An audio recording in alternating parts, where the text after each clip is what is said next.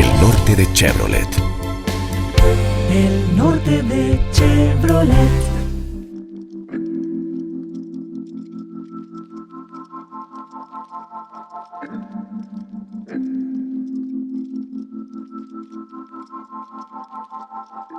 Tenemos el gustísimo en Alta Vibración .live de presentar a la actriz y cantante Paola Brunner. Bueno, vamos a arrancar exactamente. Yo te vuelvo a preguntar aquello de dónde viene Brunner y cuáles son tus orígenes, tanto humanos como musicales. Bienvenida a Alta Vibración, Paola. Ay, querido Jorge Luis, muchas gracias por la invitación. De verdad, qué honor para mí que tú me entrevistes y estar en tu espacio. Y bueno, Brunner proviene de Alemania, mi abuelo era de por allá. Como pinta la gráfica, mi familia materna es esmeraldeña, la paterna alemana, pues soy rubia, no mentira. No, mi familia materna es esmeraldeña, la paterna es alemana, sin embargo hay una tendencia que está ahí, que me llama siempre como a mi ascendencia negra, ¿no? Y es por eso que me he dedicado a lo que me he dedicado. Musicalmente nací con mi familia materna también. Toda mi familia materna o la mayoría de mis tíos son artistas también, a pesar de que ellos se han dedicado a los pasillos, a los boleros, ellos hacen otro tipo de géneros, ¿no? Pero yo comencé con ellos, la niña chiquitica que cantaba en los matrimonios, ya te imaginarás, ¿no? Con el asito, y se casa la tía y una va a cantar a la boda de la tía, con el tío que está tocando por ahí el sintetizador, y comenzó así mi cariño por el arte y por la música, gracias a mi familia materna. Y en ese ámbito, ¿cuándo llega el blues a tus oídos? Sabes que yo tengo una teoría. Mi mamá, ella fue estudiante de inglés y desde que yo tengo uso de razón, ella practicaba su inglés escuchando música en inglés. Y entre esta música que ella escuchaba muchísimo rock, escuchaba muchísimo blues. Y claro, por ahí yo me estacioné. Sin embargo, no encontraba con quién hacerlo porque no es como un género que le encante a todo el mundo. Hasta que encontré a ciertas personas que también disfrutaban de hacerlo y bueno, me fui congregando y aprendiendo con ellos hasta que finalmente me estacioné ahí y ahora es mi gran amor y me fascina, me encanta por todo lo que significa hacer blues. Mi familia se siente un poco traicionada porque, como te decía, yo nací con el pasillo y de pronto me voy por un género que a ellos les resulta completamente distinto, pero que para mí en realidad es bastante familiar con lo que ellos hacen, ¿no? Si el norte fuera el sur, el pasillo es el blues también, ¿no? Es transmitir, yo qué sé, tristeza, pero tristeza desde la redención de la música, y eso significa para mí, es por eso que me estacioné en ese género que tanto amo. Y en esa fusión, digamos, ¿qué edades tenías más o menos cuando tú decides de alguna manera meterte a algún grupo o de pronto tu primera presentación bluesera? ¿En qué sitio fue? ¿Recuerdas? Sí, claro. En el blues específicamente, yo tenía, ahí sale la canción del gas, Jorge Luis, con cariño para ti. Mira, esos son los quehaceres de la pandemia. Nada, yo tenía exactamente 21 años cuando canté por primera vez blues con un público. Se lo debo al Pato Recalde, que es un productor de blues ecuatoriano que se ha dedicado a hacer los festivales de blues durante varios años aquí. Fue él el que me reclutó, ¿no? Y entonces, mediante él conocí a gente maravillosa que con el transitar me fue enseñando de a poquito. Yo estaba súper nerviosa porque había cantado muchísimo, pero jamás había cantado blues frente a tanta gente. Lo había hecho para mí en mi cuarto, en el baño, capaz que para mi hermana chica que estaba también aprendiendo conmigo, pero con tanta gente, no. Y aparte yo era muy tímida cuando era adolescente, era sumamente tímida, era sumamente seria, y de pronto estar frente a tanta gente y alzar la voz con la potencia que el blues implica, que uno tenga que levantar su voz, era un desafío. Era un desafío y se volvió para mí como mi espada, ¿sabes? Mi medio de comunicación, porque yo soy colega tuya, yo soy comunicadora social y en la música y en el arte en general yo encontré mi trinchera, mi medio. Así que sí, yo tenía como 21 años, o sea, como el año pasado nomás, así. Mentira, hace mucho. Las referencias que se tiene de Pato Recalde es como que uno de los gestores que aprovechó muchísimo el gusto que la gente en el Ecuador tiene por el blues, de pronto el jazz también, ¿no? El acid jazz o qué sé yo. Y se hicieron varios conciertos. En esos conciertos, ¿qué pasó con esos conciertos? ¿Siguen realizándose? Pues pararon con la pandemia. ¿Qué tanto éxito tuvieron? Me supongo que por las referencias que tengo yo y por una ocasión que asistí, eso es ya una tendencia que disfruta muchísima gente en Ecuador. Sí, en realidad Patricio tiene ya años realizando, este festival.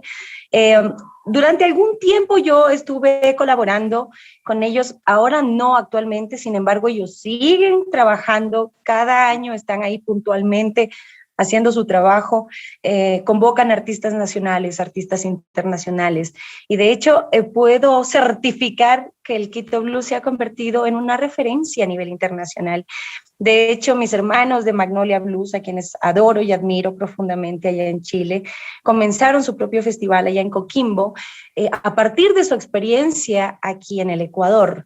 Entonces, te puedo decir que sí, que cada año el Festival de Quito Blues que Patricio ha organizado, que ha producido, cada vez convoca más gente, y de alguna forma esto va generando articulación entre artistas y entre la gente de aquí que va conociendo un poco más el escenario blusero, ¿no?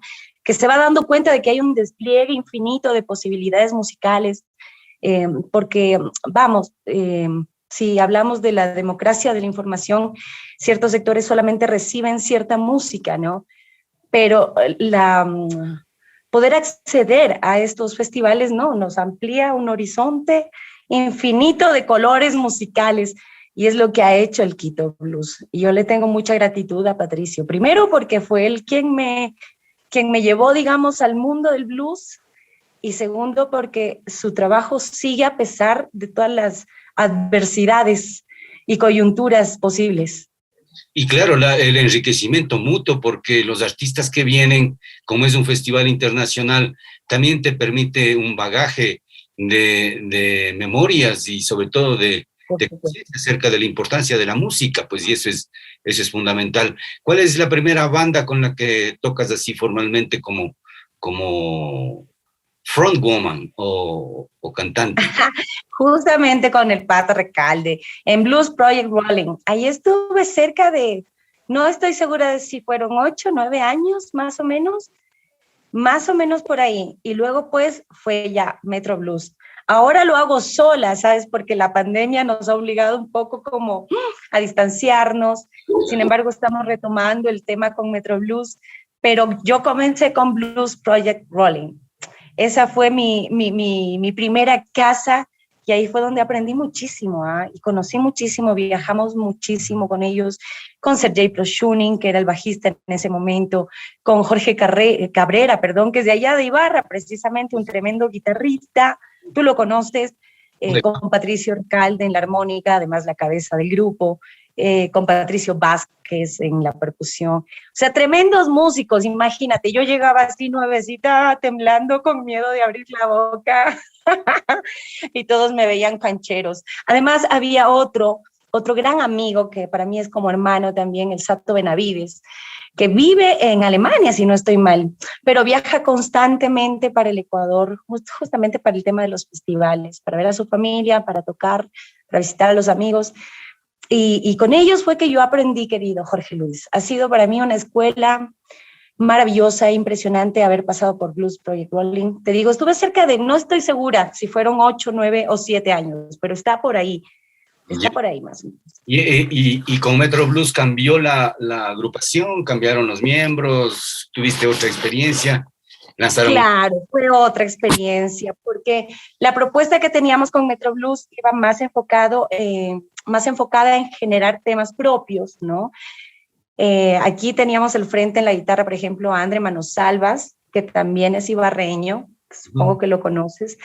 Eh, tenemos ahorita está Mauricio Montoya, por ejemplo, y en la batería tenemos a Stalin Barros, y es la propuesta, ¿no? Hacer temas propios y empezar a generar productos para que la gente pues escuche lo que tenemos que decir y un poco también pinchar a los artistas a proponer sus ideas, ¿no? Que está muy bien reproducir lo que otros artistas han hecho, está rico, pero wow, nosotros tenemos tanto que decir también y hay tanto talento y tanta potencia. Ahí te va de nuevo la canción del gas con tanto amor. Es que no es la única ciudad en el Ecuador que tenemos eso, pero casi ni se percibe.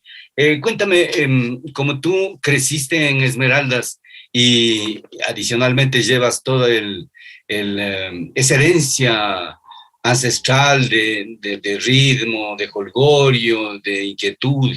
A veces es banalidad para los serranos, pero para la gente de la costa en Esmeraldas, el jolgorio, la merienda de negros que se llama, es precisamente apropiado como para desarrollar ciertas tendencias musicales. ¿Cómo has trabajado tú con la gente de allá? Tal vez has participado con algún grupo de marimba, has bailado, has estado vinculado a ese tipo también de ondas en Esmeraldas. Sabes que directamente allá no, porque yo realmente ya vivía hasta los 5 años y luego pues mi vida se desarrolló aquí. Lo que yo he realizado ya es sí un tema de procesos de trabajo social, pero más vinculado con temas de educación y con niños, ¿no? Pero en el tema cultural, ahora estoy un poco más vinculada con algunos grupos de afrodescendientes que están aquí instalados en Quito, en la capital, y es un proceso enriquecedor, de crecimiento, pero ilimitado, o sea, mirar a los ancianos, escuchar las historias. Por ejemplo, a mí me enseñó a leer, o más bien quien me inyectó el deseo de aprender a leer fue mi bisabuela, que era una mujer negra que no sabía leer. Mira, irónicamente, ella me inyecta el deseo de aprender la lectura cuando ella misma era analfabeta y era una tremenda artista. Ella era capaz de improvisar las décimas, ¿no? Que son como poemas, los poemas esmeraldeños. Su padre también analfabeto, un hombre que vivía en el río, igual que ella, y con una capacidad inmensa de improvisar canciones, décimas, con unas voces roncas, gruesas, poderosísimas. Entonces creo que ese proceso de aprendizaje me ha enriquecido mucho, mucho. Y ahora lo que yo también estoy aprendiendo con estas otras compañeras que pertenecen a grupos que no solamente son de Esmeralda, sino también de Imbabura, me resulta todavía mucho más enriquecedor. Porque a pesar de que la gente nos ve y nos ven negros, pues creen que somos todos, pertenecemos o venimos del mismo sitio, ¿no? Y no es verdad, o sea, somos culturas distintas. Como en general la humanidad, la diversidad rica que nos caracteriza. Y hay tanto todavía por mostrar y que decir. Me encanta que toques este tema porque justamente, y a propósito de la pandemia, surgió un personaje que es justamente Doña Tila, que es la extensión de mi bisabuela, que se llamaba Domitila, ¿no?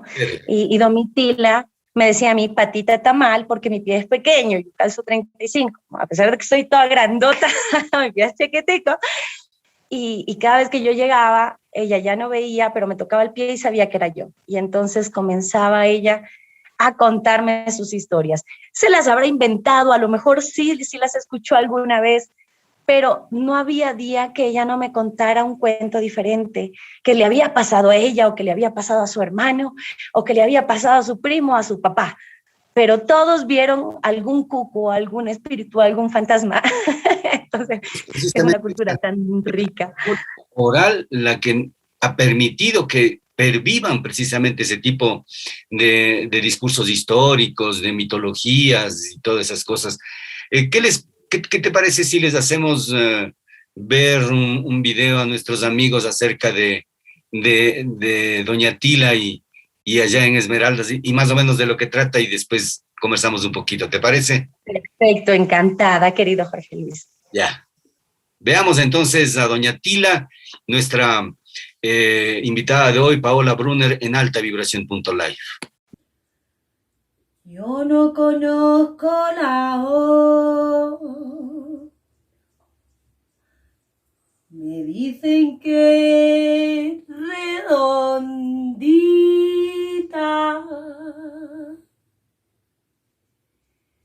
Mi madre tan pobrecita que a mí no me la enseñó. Yo no conozco la O. Las palabras son del diablo, porque escribirlas no sé. Pero yo cuando las hablo, todas se ponen de pie, todas se ponen de pie.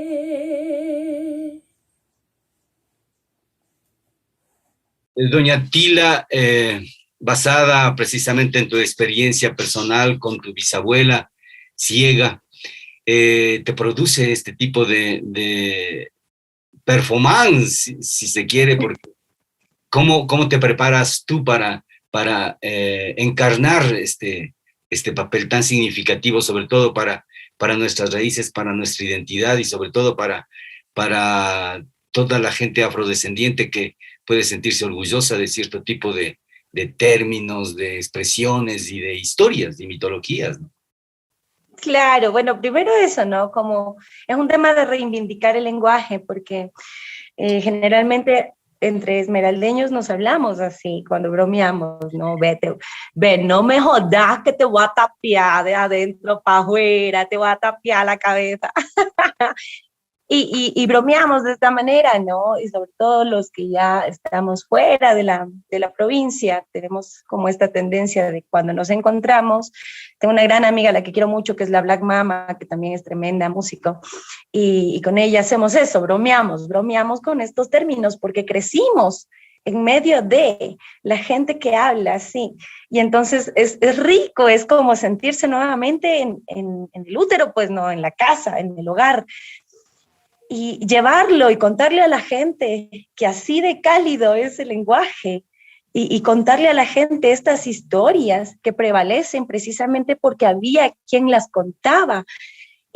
Todo nació porque un día yo estaba en un bus, justo antesito de que comenzara la pandemia, y empezaron a contar el cuento o la leyenda de la tunda, ¿no? Y yo iba escuchando, me saqué rápido los audífonos porque quería escuchar cómo la narraban en la radio. Era una radio de aquí de Quito. Entonces dije, vamos a ver cómo la cuentan. Pero contaron cualquier otra historia que no tenía nada que ver con lo que yo había escuchado o leído acerca de la tunda. Y que a mí me fascina el tema de la mitología afro, me fascina. Entonces, no sé, me entró como una preocupación y me puse a pensar que sí, que de pronto es un tema que se ha descuidado un poco. Por ahí me iba con mis primos más chicos y les preguntaba qué sabían, yo qué sé, por decirte cualquier cosa de la tunda, no sabían. Entonces sí, empecé como a notar que hay un abismo enorme, ¿no?, entre ciertas generaciones, que no se está teniendo en cuenta, que no se está considerando, y que creo que es importante resaltar, ¿no? Yo creo que solamente asegurando la profundidad de la raíz, uno puede asegurar luego la bondad de los frutos del árbol. Me parece que es necesario que uno abrace realmente su raíz, y creo que con cosas así de chiquitas, de cotidianas, como las historias, los cuentos, se puede trabajar un proceso de sensibilización muy bonita, hablando de apropiación, ¿no?, del pueblo. Y sobre todo cuando estamos en una época en la que ya hablamos de derechos casi que cotidianamente, ¿no? Casi que cotidianamente. Entonces uno tiene que saber lo que defiende, uno tiene que saber a qué se aferra, cuál es su bandera, y empoderarse de aquello, de su discurso. Y fue ahí cuando me decidí a a revivir a mi bisabuelita, ¿no? Y buscaba yo una caracterización que fuera amable con la gente, ¿no? Como pensar en esta abuelita a la que cualquier niño se acercaría para abrazarla y quiere sentarse en su regazo y quiere escucharla conversar, con estos detalles afro, pero también con estos detalles mestizos, porque finalmente sí, lo que yo quiero es como abrir ese espectro para que todo el mundo pueda escucharlo y que no sea algo sectorizado, ¿no? Algo que solamente ciertas personas deban escuchar o puedan escuchar, sino todo aquel que quiera aprender. Y cada vez que lo hago, cada vez que me visto como ella, cada vez que me maquillo como ella, pienso en ella y sonrío, porque era una bandida, una tremenda, mi bisabuela era maravillosa. Pásame la cachimba, decía, porque esa fumaba con una cachimba, que era una pipa, tú sabes, el tabaquito, y era tremenda, así, bellísima, bellísima.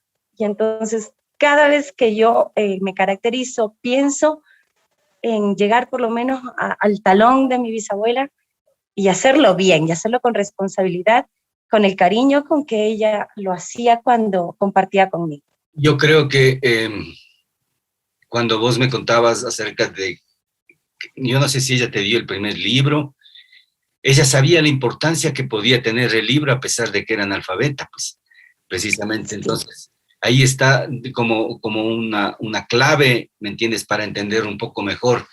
Y claro, aquí también podemos entender que identitariamente tú estás como recuperando muchísimo de la historia oral de Esmeraldas y de Ecuador en particular, ¿no? Claro, ella tenía mucha conciencia de lo importante que era aprender a leer. Mira que tuvo 5 hijos y a los 5 les dio educación lavando ropa en un río, o sea, una camelladora como ella sola.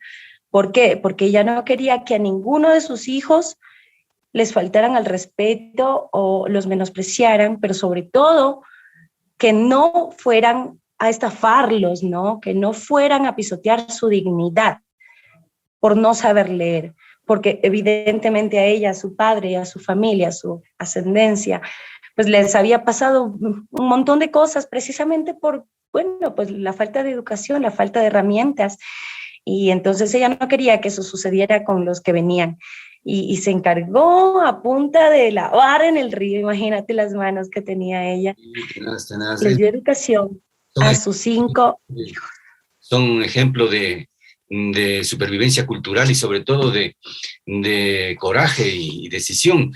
Pero en este tipo de expresiones cabales que tú tienes, hablabas de que estás como cantora también en un proceso con un grupo de mujeres. No sé si es Sinchihuarmicuna, creo que se llama ese proyecto. ¿Estás en ese o estás en algún otro? ¿No? Estoy en otro, ese no sé a quién le pertenece, pero la felicito porque es lo que necesitamos. Necesitamos poner el hombro para seguir caminando con convicción. No, en realidad comenzamos otro proyecto con otras compañeras que se llama Manuelas, ¿no? ¿Ya? Y es un tema de sacar a flote todo el potencial artístico que nosotras como mujeres tenemos, ¿no? Primero un poco reinventándonos, aprendiendo a cooperar entre nosotras, aprendiendo a ser solidarias, porque solamente aprendiendo a ser solidarias entre nosotras podemos luego exigir también, y a la par más bien, no luego, sino a la par exigir que se nos tenga en cuenta, que se nos respete, ¿no? Este es un proceso bellísimo entre mujeres en el que nosotras buscamos que la compañera surja y pueda mostrar su trabajo, pueda mostrar su producción, y así vamos respaldándonos mutuamente entre todas. En este grupo estamos cerca de 8 compañeras, cada vez pues se van juntando una más, otra más. Ahorita 2 de ellas, una está afuera y en el extranjero, otra va a salir también, y bueno, cada una sigue caminando, pero con la convicción firme de que el camino ha sido el de compartir, el de seguir a donde vayamos, siendo solidarias con nuestras compañeras y haciendo valer nuestro trabajo, pero desde eso, desde el respeto, desde el compromiso. ¿Tienen algún video en YouTube donde están? Pero por supuesto, ya te lo voy a mandar para que lo veas. Me encanta, me encanta. Y precisamente hablando de este tipo de colaboraciones, acá en pandemia, tú sabes, ha habido una eclosión de propuestas, de gente que está vinculándose telemáticamente en el aprendizaje, en la monetización de los talentos, en la capacitación, etcétera, etcétera. ¿Cómo abordaste tú este tiempo, artísticamente hablando, digo? Bueno, primero como mamá. Tengo un hijo que es sumamente activo, sumamente inteligente. Ay, Dios mío, y ese niño me exigía como, mami, quiero salir, ¿qué hago? Entonces, como madre, primero tenía yo que hacer, cómo hago para que no se me desespere y a la par yo no dejar de producir lo que amo, ¿no? Lo que me gusta hacer. Entonces, también surgió otro personaje en tiempo de pandemia y era un clown, ¿no? Que cantaba canciones infantiles viejitas para los guaguas, ¿no? Y entonces en esto de caracterizarme y de hacer y de escuchar el tema y aprenderlo y tal, mi hijo se involucraba y a veces también se disfrazaba conmigo y a veces también bailaba conmigo y muchas veces actuó, él también hizo sus cortometrajes y empezamos a producir y a producir y a producir con él. Entonces le agarró cariño al maquillaje. Por ahí también empezamos a practicar instrumentos musicales, aprendí a tocar la guitarra, imagínate yo que le tenía miedo a los instrumentos porque siempre fui solista, ¿no? Nunca toqué, siempre me acompañaron, pero en tiempo de pandemia tuve la bendición de tener un compañero en ese momento, porque ya no me acompaña, que me enseñó a tocar la guitarra. Y con Joshua, pues lo poco que yo iba aprendiendo, él iba aprendiéndolo también conmigo. Creo que fue un tiempo durísimo, porque perdimos mucha gente amada, pero a la vez muy enriquecedor porque el hecho de estar juntos y de vernos como en esa situación de encierro nos llevó como a buscar alternativas que teníamos ahí a la mano, y todo salía de acá, del puro deseo de crear. O sea, con decirte que incluso hicimos un libro con Joshua, un libro que algún rato, si hay la posibilidad, publicaremos, quién sabe. Se dio la chance de hacer muchas cosas en este tiempo de pandemia. ¿Y qué edad tiene Joshua? Ahorita ya tiene 9 años. ¿Y ahora cómo está después de todo este proceso? ¿Cómo le sientes? Quizás él está relajado, como que se ha acostumbrado al tema de estar encerrado, ¿no? Que claro que cuando lo sueltas se me alborota. Quiere aprender a hacer parkour, quiere hacer un montón de cosas, pero estando aquí en la casa, y aparte también, bueno, otro tema es de los videojuegos, ¿no? Porque también resulta inevitable como alejar al niño de estas situaciones. Pero de lo que me doy cuenta en el caso específico de mi hijo es que él tiene momentos para cada cosa, tiene instrumentos, está un ratico aquí, otro rato está acá, otro rato está acá. Entonces sí ha sido un tiempo bien chévere de conocernos, de hacernos amigos, y sí, de crear muchísimo y de resolver mediante la creatividad, mediante la imaginación. Vamos a hacer entonces una pausa para escuchar un poquito. Habíamos hablado del grupo de mujeres, ¿no?, que están cantando. Hacemos esa pausa y enseguida volvemos con Paola Brunner en Alta Vibración.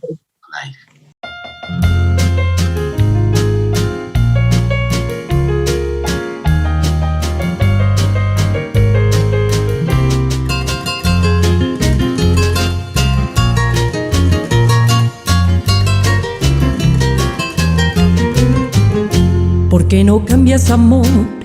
Me causas mucho dolor. Contigo tengo que sufrir, pero sin ti morir.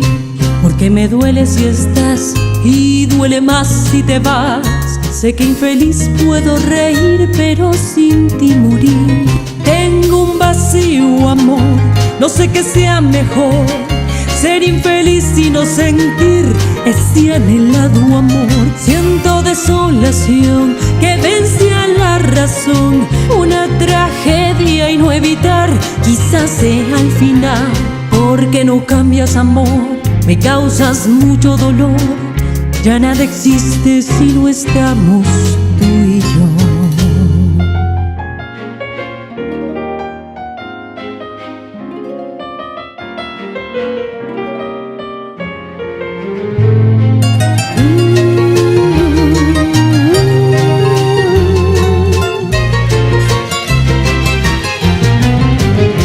Tengo un vacío, amor, no sé qué sea mejor.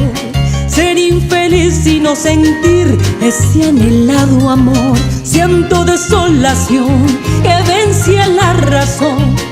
Una tragedia y no evitar, quizás sea al final. Porque no cambias, amor, me causas mucho dolor. Ya nada existe si no estamos tú y yo. Si tú no cambias, llorarán tus lágrimas mis pies. Tu llanto se oirá, la angustia negará. No hay necio amor como mi amor que ame de verdad. Quizá ya sea tarde darte cuenta tu maldad. Porque no cambias, amor, me causas mucho dolor. Contigo tengo que sufrir, pero sin ti morir. Porque me duele si estás y duele más si te vas. Sé que infeliz puedo reír, pero sin ti morir. Porque no cambias, amor, me causas mucho dolor. Contigo tengo que sufrir, pero sin ti morir. Sin ti no existe el después. Piénsalo bien esta vez, que ya no sé qué hacer con este absurdo amor.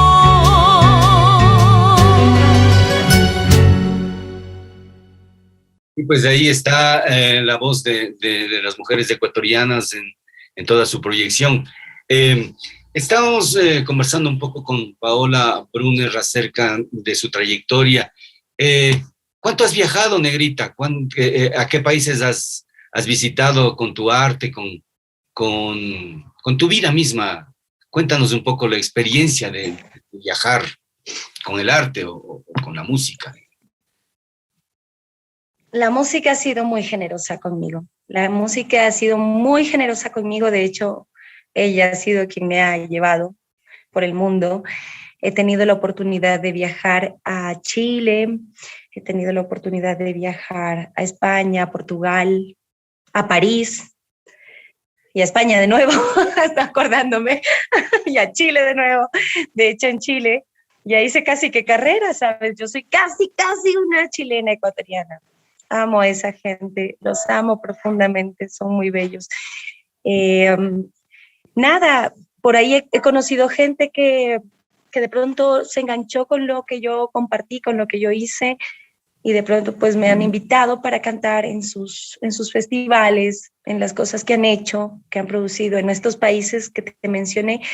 Y bueno, pues he tenido la chance de hacerlo. Recién estuve en Galápagos cantando por allá, volví hace casi un mes más o menos, y tuve la chance de ir a conocer Galápagos. No conocía por allá, imagínate. Me fui a París y no conocía Galápagos. Pero sí, todo ha sido bendición y generosidad de la música. Paola, querida, tú también haces diseños. He visto que presentas formatos de vestidos. ¿Son tuyos exclusivamente? ¿Cómo los haces? ¿Cuál es esa afición tuya? ¿Es un hobby o es también particularmente una pseudo profesión? Porque ahora tenemos como neoprofesiones. Sí, bueno, en realidad hace algún tiempo yo venía con esta intención de generar una tienda que fuera un poco más inclusiva, por así decirlo. Yo he sufrido discriminación por parte de un lado y del otro, precisamente porque estoy en la mitad, ¿no? Entonces, cada vez que yo he querido acceder a algún accesorio, alguna prenda con la que yo me siento identificada porque soy afrodescendiente, pues no he tenido como el derecho de hacerlo, no he tenido la posibilidad de hacerlo. Y siento que hay muchas personas que han estado en mi posición y en mi situación. Entonces dije, ¿por qué? Y a partir de esto, de esta necesidad de decir, vamos, o sea, estamos haciendo y reproduciendo el mismo discurso excluyente, ¿no? Incluso entre nosotros mismos. Abrí esta tienda donde sí, yo diseño prendas, blusas, ¿no? Con el propósito justamente de que la gente se siente identificada con los colores. Es más un tema de reivindicar el derecho a sentirse parte de, ¿no? Y esto no es algo que uno nace con los derechos no tienen por qué negociarse, ¿no? Sino más bien exigirse. Así que si tienes derecho a sentirte parte de, a sentirte identificado con una población de la que desciendes, ¿por qué no acceder a aquellas características o aquellos accesorios que te hacen parte o con los que tú te sientes parte o te identificas? Ese fue el propósito inicial, ¿no? Y conforme han ido saliendo y surgiendo estas ideas, pues la gente ha ido acogiéndolas y va creciendo de a poquito. Estoy contenta porque parece que se van a vender por el oriente también. Estoy muy contenta. Pero el objetivo finalmente es ese, que la gente sepa que tenemos derechos, que los derechos no se negocian. Parece un tema de prendas nada más, pero mentira, las prendas son el pretexto nada más para decirle a la gente que tiene derecho de sentirse identificado con su población y que tiene derecho de usar los accesorios con los que se siente identificado y con los que siente pertenencia. Va por ahí la cosa. Espero que algún día, cuando yo haga los productos para hombre, también me hagas el gasto. Pero es más un tema discursivo, es más un tema político que otra cosa. Por supuesto, y además estamos hablando de no solamente derechos civiles, sino derechos culturales, que son los que hacen falta conocer, sobre todo de parte de los artistas. Mira cómo están peleándose por ser parte de la Casa de la Cultura y es una guerra a veces infructuosa porque francamente las mejores artes se han desarrollado afuera de la Casa de la Cultura, estoy casi seguro. Por eso no soy... Vamos, y muchísimo. Yo creo que sí, la organización civil es capaz de hacer grandes cosas. Sí. Paola, yo te quiero agradecer el tiempo valioso que me has brindado, me has proporcionado mucha alegría, felicidad de haberte conocido también personalmente, a pesar de que virtualmente estamos en contacto.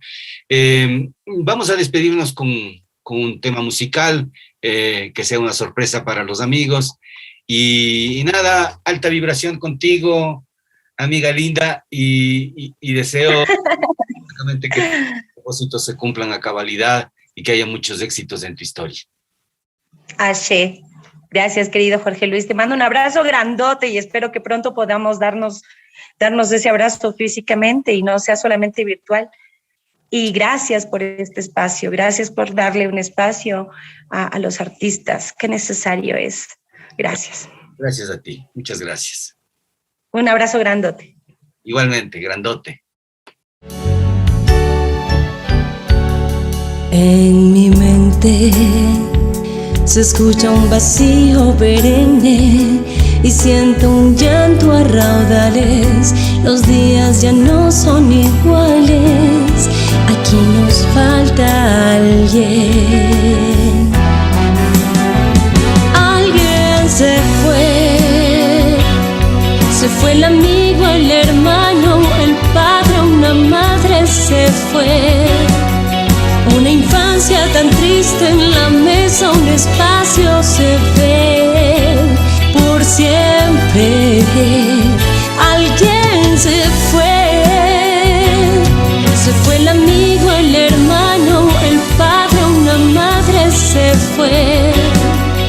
Una infancia tan triste en la mesa, un espacio se ve por siempre. Alguien se fue. La pandemia aún no termina. La responsabilidad es tuya. Cuida de ti y de tu familia. Inbauto, el norte de Chevrolet. El norte de Chevrolet.